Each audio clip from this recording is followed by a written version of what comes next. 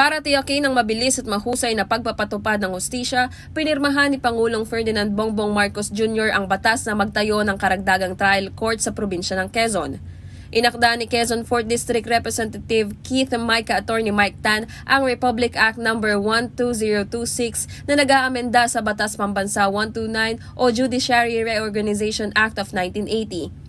Sa tulong nito ay madaragdagan ng 4 na mga bagong korte sa bayan ng Calauag na magkakaroon ngayon ng kabuuang 5 regional trial court branches at magtatalaga ng mga karagdagang prosecutors, public attorneys at mga support staff.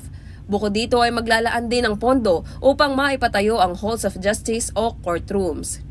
Sa pahayag ni Attorney Congressman Mike ay lubos ang kanyang pasasalamat sa Pangulong Marcos dahil magkakaroon na ng karagdagang korte sa RTC Calauag upang mas pabilisin ang pagdinig sa maraming pending na kaso dahil sa pagdami ng insidente ng krimen tulad ng illegal drugs.